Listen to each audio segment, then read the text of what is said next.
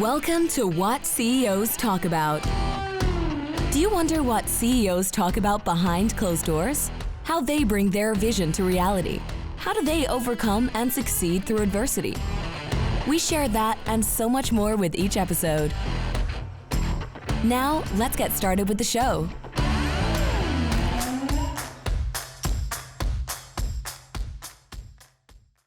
Hello, everybody. My name is Martin Hunter. I am the host of What CEOs Talk About, where we translate vision into frontline operations. Today, we have Nicholas on the show. Thank you very much for being on the show, Nick. Thanks for having me, Martin. Nicholas, can you give us your full name? What do you do for a living? All that good stuff. Kind of a 2-minute brief on what you do currently. Yeah, absolutely. It's Nicholas Longano. I'm the CEO and founder of Scuti. And Scuti is a new GCommerce and rewards platform specifically designed for video games, players, and brands. Fabulous. Thank you. Before we go into the title of the show, Nicholas, can you give us a history of who you are? It's good for the listeners and the audience to know who the speaker is, so that they have context around the conversation. So can you give us your history, where you come from, born, raised, good parents, entrepreneur, not entrepreneur, your kind of journey to where we are today? Sure. This is going to age me. So originally from Melbourne, Australia. After having graduated from Monash University, I went to work in a consumer packaged goods company, Cadbury Schweppes, very large UK organization, which I was the product manager for Schweppes Lemonade. And fortunate enough, I mean, most of the time in my career, I was at the right place at the right time, which is fantastic, right? Mm-hmm. Sometimes luck is your friend more so than smarts. But that gave me I concur. Right? So that gave me the opportunity to launch Pepsi in Australia. Most people don't realize that Pepsi didn't make it to Australia until 1988. So I was very fortunate to be part of that launch. Sunkist, Evian spring water. So I did that for about 3 years and then was recruited out of the soft drink industry into the beauty industry by L'Oreal. And I went to work with L'Oreal for 4 years in total. And that's what brought me to the US, actually, in 1992. I was transferred because I launched one of their products called Excellence Cream in Australia. It didn't go by Excellence Cream in Australia. It had a different name. And I got to work with campaigns like Performing Preference. That's one where Sybil Shepherd says, "I'm worth it." Yeah. Right? As well as studio line hairstyling products as well. And then got recruited out of L'Oreal by Revlon when Ron Perlman took over the company back in 1997. And, 1994 I started at Revlon. I apologize. I left in 1997 because in 1997 I went to work with Calvin Klein and launched his Calvin Klein cosmetics line globally. That division was owned by Unilever at the time. And then in 2000, I decided that I wanted to get out of fashion, beauty, and soft drinks or beverages and get into an industry. I didn't know where I wanted to go, but I wanted to go into an industry that combined entertainment with technology. What did I come up with? Video games. So now I'm into video games. You know, I was heading up publishing. And again, it was good fortune or luck. I happened to work with a company called Vivendi-Universal, which at the time, the CEO of the company was Hubert Joly, who went on to be the CEO of Best Buy for many, many years. And I believe he just retired several years ago. But he brought me on board because he wanted to have people with consumer packaged goods background run their publishing unit. So I was fortunate enough to work with companies like Blizzard. So if you know of Diablo franchise, Warcraft, Warcraft. I was also fortunate enough to publish on behalf of Valve, which owns the Steam engine, which is a distribution platform for PC games. And I was able to launch or work with Counter-Strike and Half-Life 2, enormous, franchises in themselves. and then got the opportunity to become the general manager of Universal Interactive, where we made theatrical-based games for day-and-date release, like Lord of the Rings, The Hulk, Chronicles of Riddick, Van Helsing, all the theatrical-based Holy titles. shit! Oh my goodness gracious, that's some cool It stuff, was man. a lot of fun. So up until that point, I'd been, under the wing of large corporations. And out of the blue one day, I got a phone call from a fellow Aussie. And he said, "Can I bend your ear? I hear you're an Aussie. I won't hold it against you that you're from Melbourne," because he was from Sydney. I guess that's like the Boston, New York type Oh yeah. For those people who've relationship. never been there. So he had this idea that he'd been working on because he'd been playing a game called Grand Theft Auto all weekend, and he was an incredible entrepreneur. He was also the ex-president of Encyclopedia Britannica. His name is Mitch Davis. And he called me and he said, "I want to run this idea by you and give me your thoughts, your honest opinion." He goes, I was playing the game and I realized that a lot of the branded storefronts weren't the actual storefront. Instead of saying Gap, it said Goop, right? He said, "Why is that?" And I said, "Well, it's Grand Theft Auto, and most brands don't want to be associated with beating up hookers and stealing their money, right? Which is what you do. What you choose to play on the weekend, your alter ego, in that game. So that's probably a good reason as to why there's no real brands in there." He said, "But if there were real brands, would that be a good thing for the player and obviously the game maker, especially as it's bringing new revenues to them?" And I said, "I think it's brilliant. Yes, absolutely." At that time, believe it or not, there wasn't that level of product placement in the video. Yeah. So I joined his company. So I was made president of the company. He was the CEO. And we launched Massive. That was the name of the company. And we basically started serving advertising dynamically into billboards, into video games, where it made sense. You wouldn't see a billboard in World of Warcraft. Yeah. You would certainly see a billboard in a racing game, for example, or a sports stadium. And they would change out dynamically. Every 10 seconds, the ad would rotate and you'd see another ad. Again, luck has it. We caught the attention of Microsoft, and we were acquired by Microsoft in, I still remember, May 26, 2006. And thereafter, went to work with Microsoft. And since then, I was bitten by that entrepreneurial bug. Of course, I always used to feel that I was blessed, because I used to say to myself, "Wow, how many people get to come from Melbourne, from Australia, come to the US, do a startup, small startup with literally $0. We did 3 raises, and then sell it to one of the biggest companies in the world." That was absolutely phenomenal. And I'm sure you've heard of the phrase, master of the universe. I did feel for a second, right? Even though I'm a modest guy. You had the infinity glove on, right? Yes. You feel like if I snap my fingers, what's going to happen, right? Yeah. You come down to earth very, very quickly, let me tell you. But it is one of the most incredible feelings.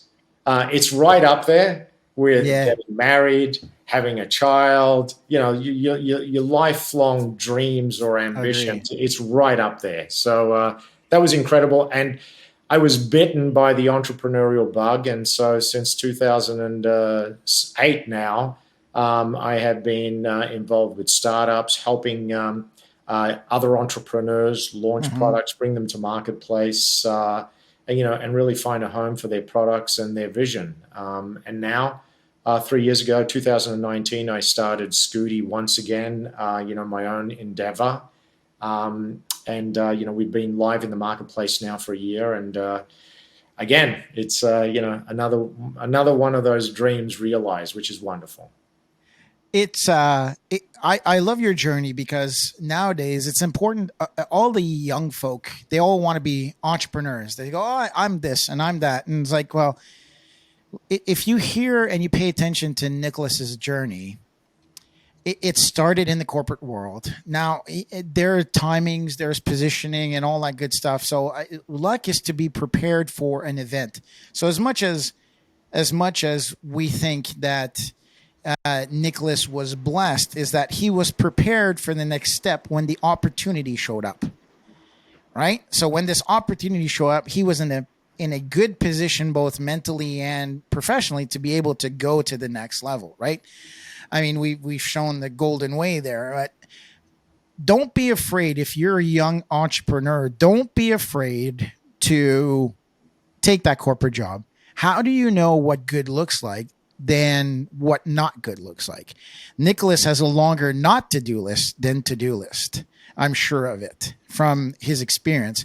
And I went the same way as you did, Nicholas. I was corporate. I was in the military, then worked for the federal government, went to large corporations. And it's kind of in the same way where I'm like, you know what?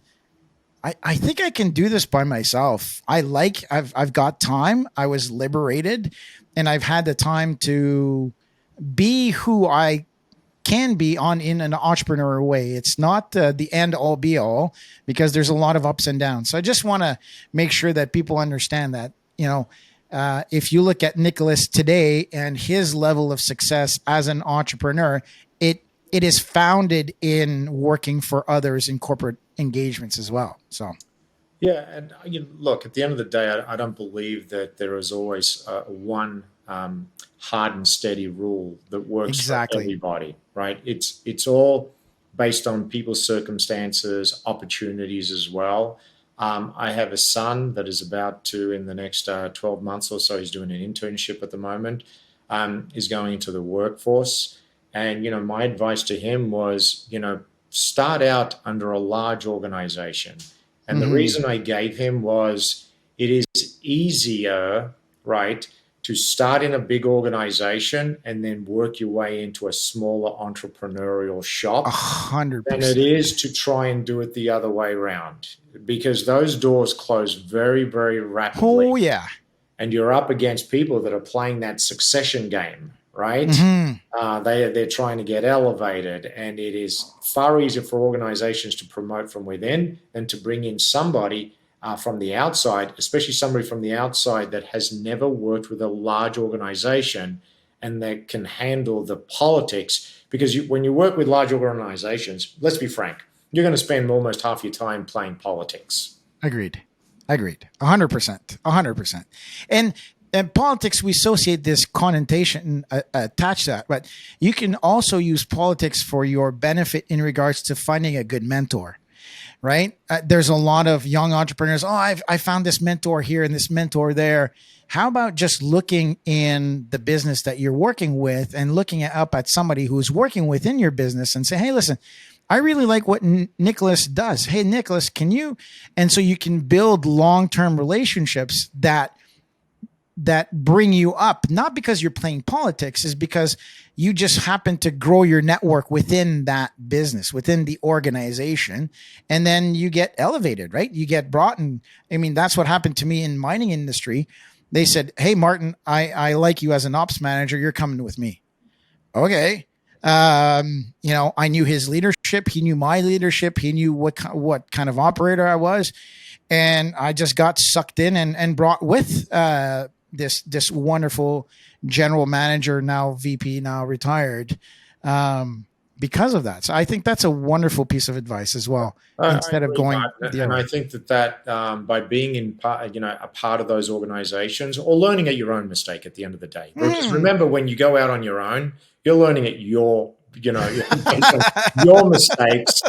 And that can be financially taxing as well, right? I concur. I agree. So I think the most powerful thing that I learned coming out of large organizations, or corporate America, as I used to call it, is I got a better sense and understanding of what my shortcomings were, but also what my strengths were and what I enjoyed the most. And I think one of the things that I always say, whether it's my son or his friends or others starting out in business, is, it's always about trying to follow and find your passion in life. Because if you don't enjoy what you do, if you don't or can't have fun while you're doing it, I can't tell you how many people say to me, I want to leave my job because I don't enjoy it, because it's not fun. Your job should be fun. if you're spending 8, 9, 10, 12 hours a day, you've got to enjoy it. That's half your life. Absolutely. Well, it's a third of your life, but in your waking life, it's more than half of your life. You got to have fun. You got to enjoy it. We laugh every day at my organization, and that is an important part of what we do. Absolutely. 100%. Hard work should be celebrated. Too many times we've dissociated, when you and I grew up, our parents did not enjoy work. They did work because they felt that they had to do the work, right? Where today, I think for us as Gen Xers, we've learned to appreciate work and love our work, and hard work should be celebrated. And if you enjoy masonry, then, that's what you should do. I think that there's, I feel in North America and a little bit in Australasia, trades have lost their, if you look at Europe, a carpenter, a baker, they'll be proud of who they are and what they do. And oftentimes nowadays, well, I'm just a developer. I'm just a construction worker. Still take pride in what you do. There's, realize that you're adding value to somebody's house. You're adding value to somebody's experience online. Just put some time and dedication instead of doing the opposite of, going in backwards and not enjoying the work. So. 100%. And, I hear from, conversations that I have with my peers that, sort of look at the younger that are entering the workforce, and they'll use terms like they feel entitled.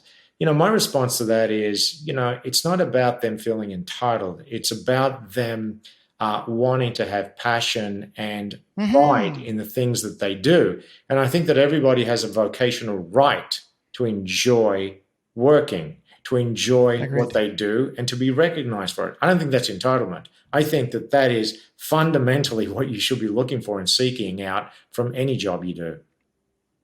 Ikigai, which is the Japanese version of finding your purpose. There's 4 components. What does the market, what are you good at? What do you enjoy doing? And anyways, I won't get into details, but everybody should focus at finding their Ikigai as best as they can, because you're contributing on a whole different level, in my opinion. So with that said, the audience has long waited for the title of this show, Nicholas. What is the title of the show? Well, I like the title of Respect Your Customers, right?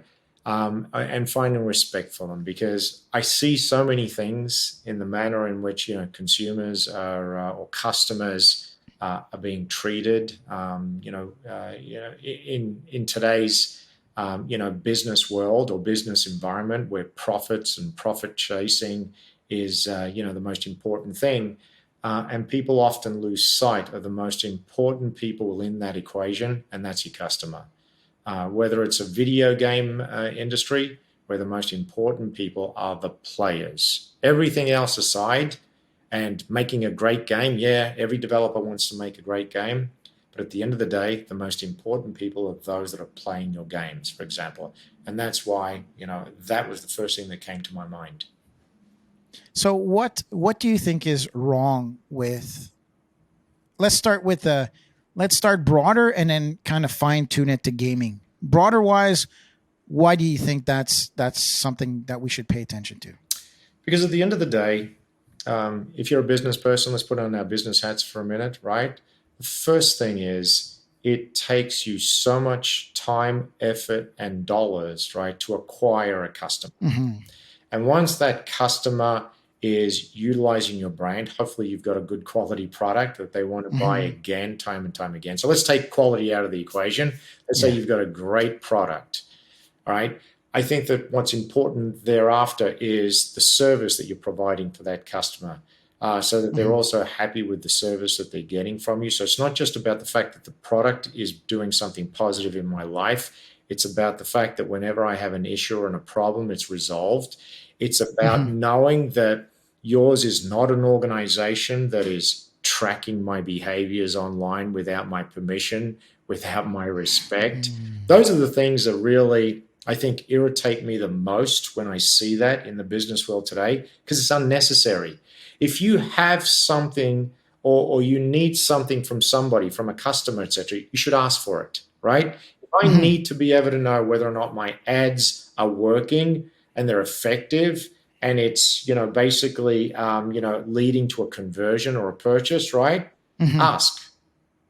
If I want to know, because, the internet, it has so much anonymity. If I want to know what Martin's age is or what Martin's gender is, etc., or if he has a gender for that matter, I should ask. I shouldn't track Martin. You wouldn't do that in real life. You wouldn't, as a customer goes out your store, let's go track Martin. Let's go see where he goes Just next. follow Let's him. go see what He just bought a donut. Let's just follow him to his car. Correct. Get in his car. Where is he going now? Oh, that's such a wonderful analogy. Oh, that's so good. So, that to me is all about respecting your customer. Not invading their privacy, but asking for permissions. We need more of a permission-based business, I feel, where you're delivering the product that they want, but you're also respecting that customer enough that you value your relationship with them. If you don't value your relationship with somebody, whether it's a customer or a spouse, then you're going to do those underhanded things, right? It's true. So true. It's always about that value. And moving to video games, that's why I developed this company, set this company up, because I wanted to see advertising, for example, done the right way, right? There are many industries that do it the right way. We can all take, and learn from me. When I was working at Universal Interactive and I was making the theatrical-based games, it was astounding to me just how much effort that Hollywood, believe it or not, Hollywood made in terms of, understanding their audiences, playing to their audiences in a way that was positive. They want you to have a great experience. They want you to enjoy their entertainment. They care. It's about caring for their customers, right? A company that cares for their customer doesn't. Could you imagine going into a movie? I'm going to give you this as an example. Okay, I like analogies. Walk into a movie theater, right? And you're watching a movie, and now all of a sudden, the movie stops, an ad starts, and then it ejects you from your movie seat, and it throws you out of the theater, and all of a sudden, you're in a store, and somebody's trying to peddle the item that you just saw in that ad to you. That sounds ludicrous, doesn't it? It does. That's exactly what happens in video games today. When people are playing, so true. Excuse me? It's so true. Yeah. It's so true. People are playing, just because you're giving me free content doesn't mean that you should abuse that relationship with me and, break my immersion with your game. That's how you lose customers, right? They don't want to come back to that. That might be nice the first time around. I'm being facetious, right? But the second time around, I'm not going to play with your game, and I'm going to be looking out for your branding on future games, because that's not the type of developer or publisher that I want, whose games that I want to be playing, for example. You answered my question, is because, so my kids always say, hey, Dad, play this game with me, right? So, I mean, I'm not against gaming. For me, screen time is screen time. Regardless if you want to watch a movie, you want to play a video game, whatever, there's a limited amount of screen time and interaction. I love playing video games with my kid. And sometimes on their phones, they go, oh, I was like, I don't want to do this. It's like, I play around, and then it's like, you have to view this and you have to view that. How does it, and the behavior that the kids have is just despicable, because now a game that should last 10 minutes lasts 20 minutes because there's 10 minutes, 50% of it is ads. It's just creates this addiction that is over. I'll get off because I'll get upset. It is, and that's why we created Scuti, for that very reason. We wanted to serve advertising to players, because of the games, in a lot of the games in which we're in, the players are playing for free. And we all respect the fact that a developer, a publisher needs to pay for their bills. They need to pay their programmers. There's nothing wrong with making money, right? However, it's the manner in which you make your money. If you do it in such a way that it is rewarding to me, it's about fair value exchange, right? I'm watching the ad, but it's all about where you place those ads. Don't stop my game, right? Place those ads between level loads and then reward me for it. so that I'm always Mm-hmm. getting something out of it. That's how you respect your customer. And then don't plant Mm-hmm. cookies on my phone or my Mm-hmm. computer. Don't follow me around so that you can better target. And then the worst practices are the ones where you've watched the commercial. So you're forced to watch a commercial for a minute, and then you want to go back to your game. And as you're pressing the X button, it just takes you to the App Store or to another store where they want you to Oh, buy a so true. product. That's deceptive practices in my books. And so those are the types of things that we want to end. We want to take those out of the equation so that players are enjoying their games. They're being rewarded for their engagement with advertising and brands. And if you do that for me, then I'm more likely to share with you my information. My name's Nicholas. I'm a male. I'm in this age group, or this is the Yeah. year that I was born. Nobody needs to know your birth date. All they need to Yeah, know is correct. your birth year. So why do I want to give you my birth year? Because I know you're going to be able to curate products for me as well. Mm-hmm. That's fine. That actually benefits me. It's so true. For me, the straight to the point. So we're currently doing roofing roll up, and we're aiming southern states of the U.S. and we're using algorithms and stuff like that. I said to the marketing team, why don't I just ask? And what do you mean? Well, why don't I just go on LinkedIn and say, hey, I'm looking for companies, roofing companies that are mid market making this much. We're doing a roll up. There's a family office that is asking us to do that for them. Why don't I just ask? And they said, well, give me a good reason why I shouldn't. And they nobody could come. So I went out in LinkedIn. I typed up. I said, "Do you guys, I always ask my marketing team, do you guys approve this message?" And they said, "Yeah." So I sent it out, and lo and behold, 5 people reached out and said, "Hey, we're interested in participating in your roll up. Why do we have to play games with our so-called ideal client profiles and or customers to be able to interact with them?" You don't, well, there's not going to be as many eyes on it if they're not interested. And if they're not interested, then do I really want to talk to them right now?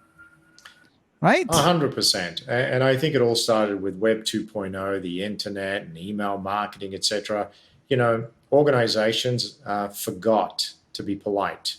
And so the politeness has come out of it. And now all of a sudden, you're right. Everything is about, we need algorithms that can do X, Y, and Z, predictability, etc. Just ask. You're absolutely right. And that's why we actually call it permission-based. Oh, it's true, Martin, yeah. will you tell us what year you were born? Will you tell us what your gender is? Fantastic. Now I can provide you some bespoke products and offerings that hopefully will save you money. When you provide context to that transaction, isn't that so? In operational excellence, we always say, people say, operational excellence is it's so vague.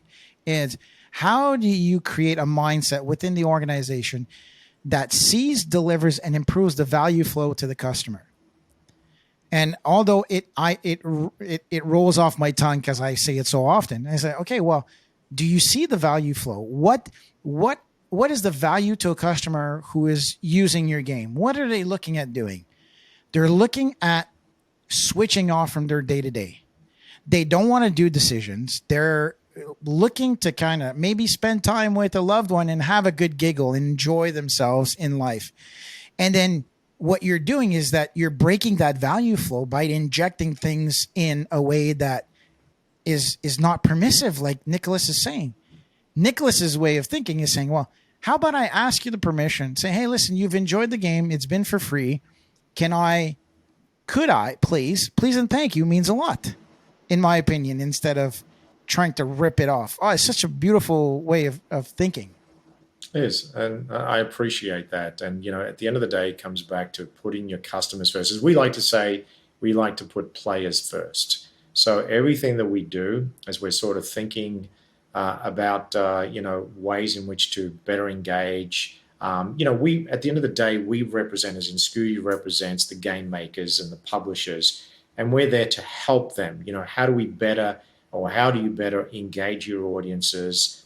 Make sure that they have a great game experience And also at the same token, how do we make money for you so that you can keep the lights on and continue to make great games that players are going to enjoy?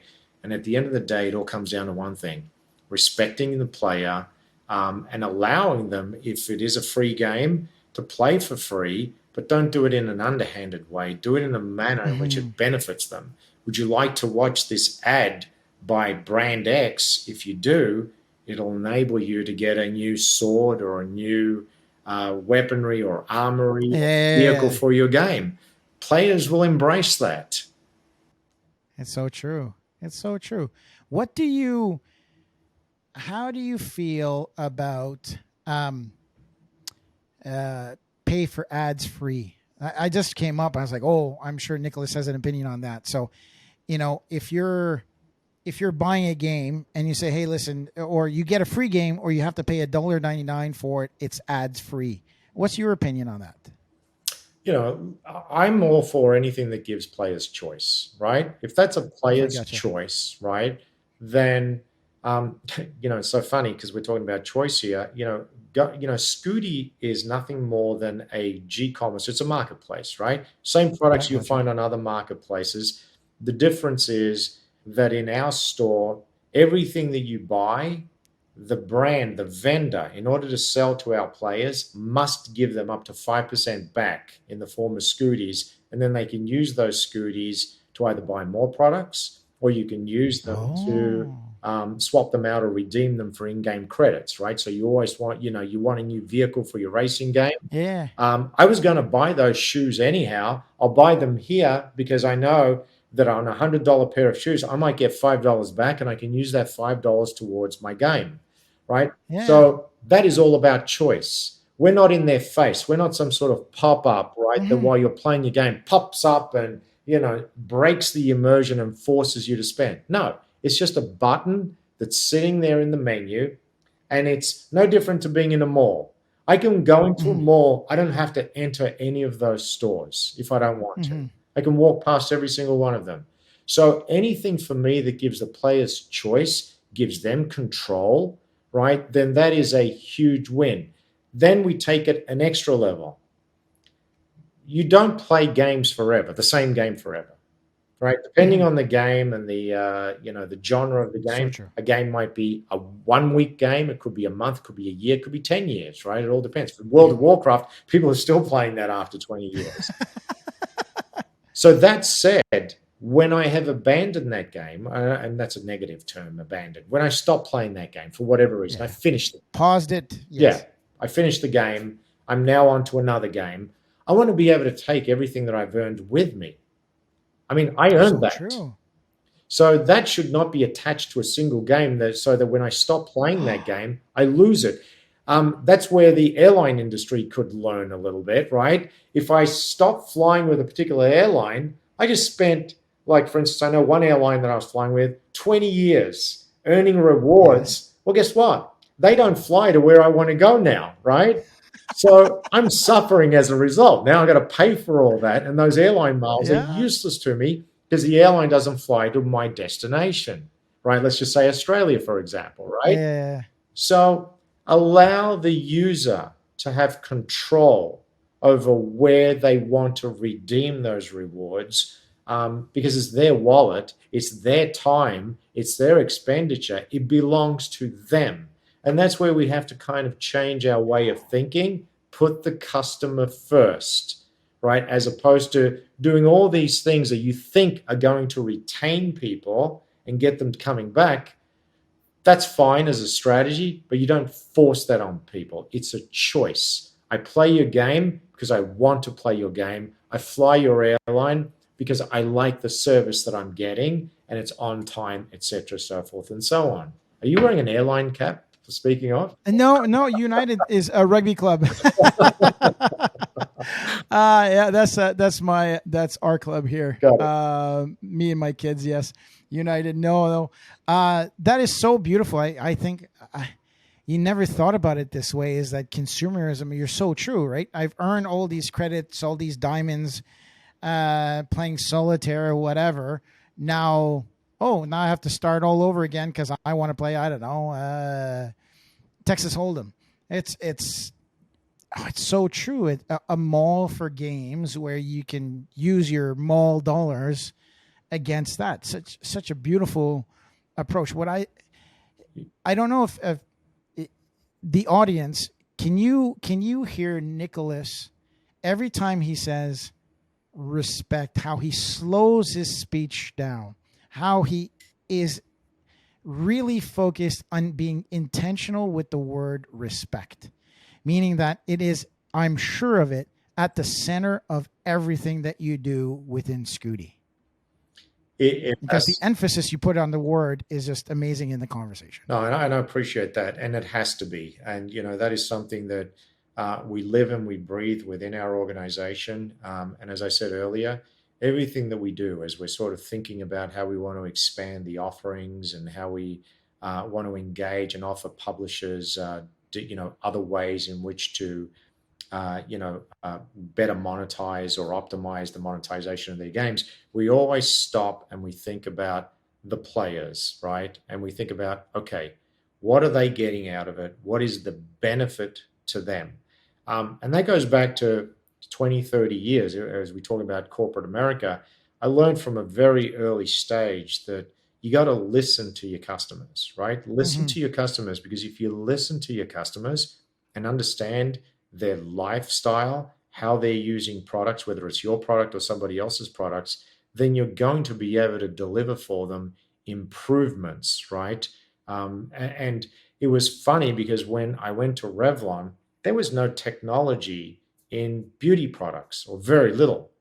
We, over 2 decades ago, brought technology into lipsticks, brought technology into foundations. I know that sounds strange, but we launched this product called Color Stay, and it was the first time ever that a lipstick, you could apply it once and it would stay on all day long. Same with foundation, etc. And that's what basically put the company on the map. And really, we went to number 1 position in no time, right? Why? Because we listened to the customers and we listened to their needs, and we created a product that they wanted, as opposed to the build it and they will come. Sometimes that succeeds, right? But it's a heck of a road, and it's a heck of a struggle to try and find an audience because you believe in something so much. Nothing wrong with that, but it's a much more difficult path than having an audience that needs something. And so I put, when I talk about respect, etc., I also put in listen to them, understand their needs, and try and create experiences around that. And I think you're going to be far more successful that way. What resonates with me is how you can apply this to a whole bunch of different things. Are you being transformational or transactional? I speak of this very frequently. And let's just take the podcast for example. For us, we don't have scripted questions. I really pay attention to what the guest says. Therefore, I care about the message and the impression that they want to leave for that one episode. I do a whole bunch of episodes, but this is yours with me. And I need to create a sense of comfort and safety where how can I add value to you and your audience by asking the right questions and paying attention to what you're doing. You're 100%. Too many people, the value flow. How can we improve? I think that too many people give us these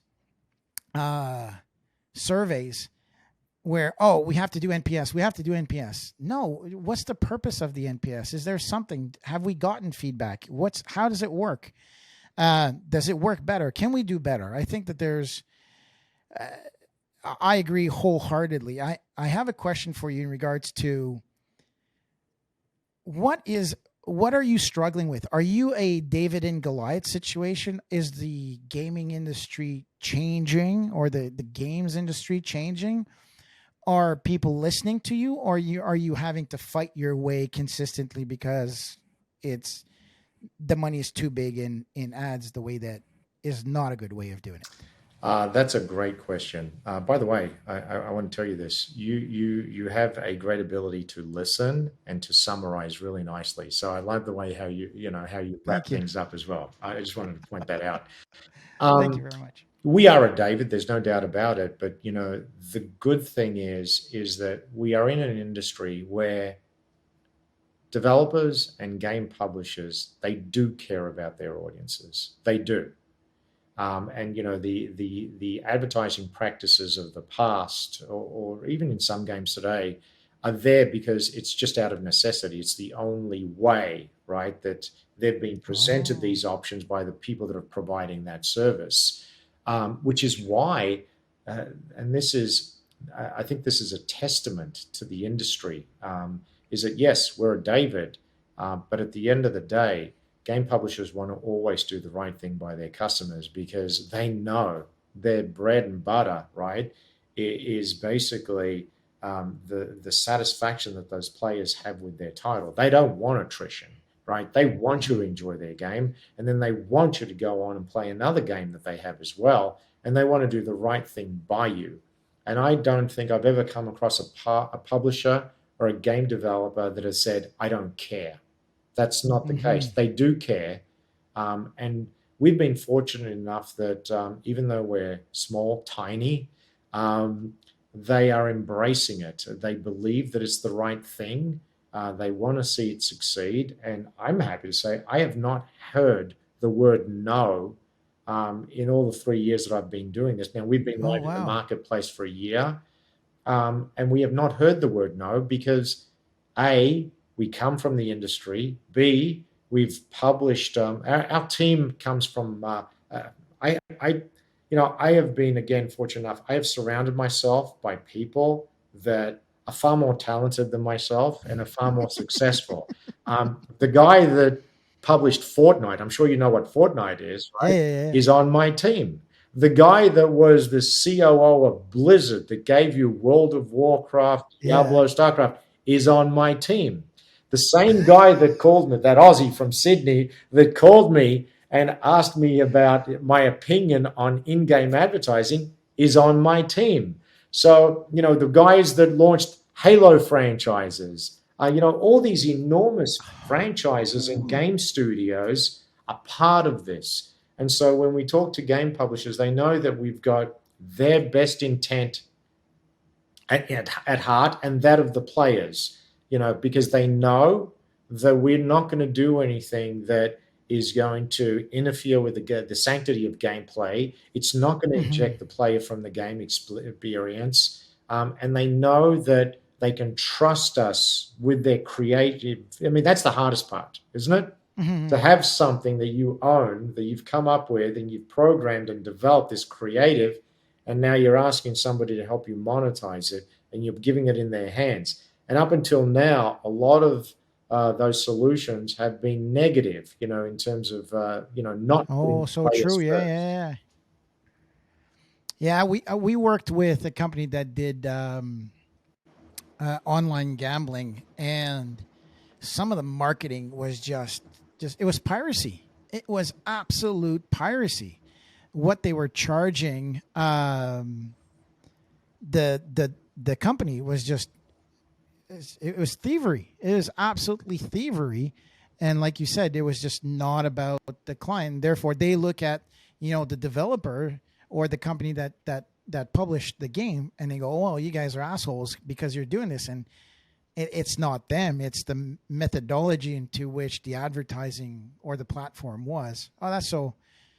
There's so many things to learn. So what's the biggest roadblock that you've got in front of you right now? With Scuti? With my existing business? Yeah. Finding the right team members, right? Growing the organization. So that is the most difficult thing that I've always found in any job that I've been in is hiring. Hiring the right people. People that share your passion, share your vision. But there's a balance, because you also don't want to be hiring yes people that just do as they're told because you said it, because it's your vision, you're the boss. I'm sure there are people out there that want that, right? For me, no. I like to be challenged because I don't know everything, but I want to be surrounded by folks that do know more than I am. That's why I'm hiring you. if I could do it myself, right, I wouldn't need you. So, we need problem solvers. As I always like to say is, a 6-year-old can tell me that the faucet doesn't work, right? That's not what you would expect when you're paying people big salaries, right? They've got important jobs. We need problem solvers. Okay, how can we get that faucet running again? That's what you look for. And so that's very difficult to ascertain, in a 30-minute or a 1-hour interview. And sometimes it works out, sometimes it doesn't work out. So I think that, the most difficult thing is hiring and finding the right people, especially when you're in an economy where even now, people are gainfully employed. And it's just a lot more difficult to find the quality talent that you're looking for. That doesn't stifle us because, when you're in a startup, everybody has to roll up their sleeves. And we still consider ourselves to be a small startup. We're a small startup, but we're working with some of the biggest game publishers in the world, and that's an honor to be able to represent their titles, but also working with some of the biggest consumer packaged goods companies as well. These are companies that generate billions of dollars a year in sales, and they're working with us, even though we're a speck in the scheme of things. So hiring talent. For me, there's two things that I want to unpack. The first one is my COO and now very good friend tells me no 10 times a day. I go, hey, Kevin, no. No. You didn't even hear it? No. And I was like, Kevin. And he does it in a way that he controls my visions. And I think that it's important us as visionaries, or as in the position I've moved now from integrator as an operator all my life, moving into a visionary role was very difficult. I have to be creative. I have to make time for it. I keep the train on time, and I've been a military man all my life, and that kind of stays. And now I've been gifted the opportunity to be visionary, and now being told no all the time is like, why am I the boss? Because you come up with the great ideas, but I'm going to tell you no 9 times out of 10.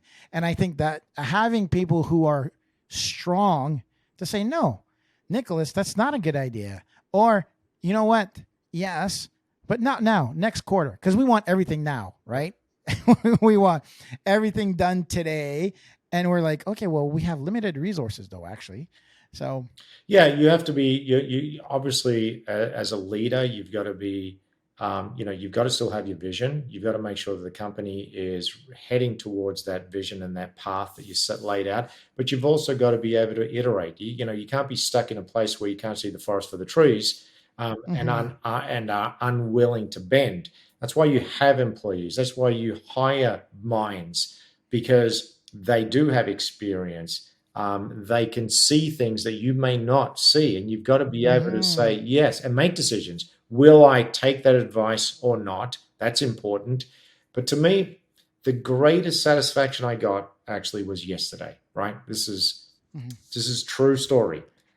Fresh off the press. Yes. My sales team presented to me a video that they went out and created on their own. I had no input in it. I literally didn't know that they were creating it. And there it was, our EVP of sales, Brody O'Haran, created a video, and some of the others on the team, Jay and Mark, helped them as well. And it was all about the company and the vision of the company and the benefit that it brought to brands and the benefit that it brought to game makers. They created this incredible 1 minute plus video on their own dime, edited, just shot in 100. They were telling me yesterday, 100-degree weather, where this, he said he was enjoying an icy, and it was just melting all over his pants, right? Because it was so extremely hot. To me, that's passion. That's what you want to be surrounded with. That's why what I say is so difficult to find the right people. And you see that all the time, by the way.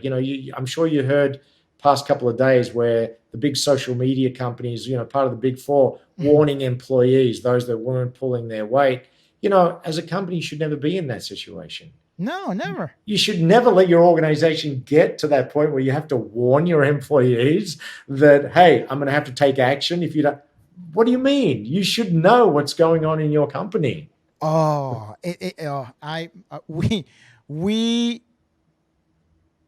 anyways, it's so funny because I always tell our family offices and stuff that, so 27 is the magic number for us at Urgio.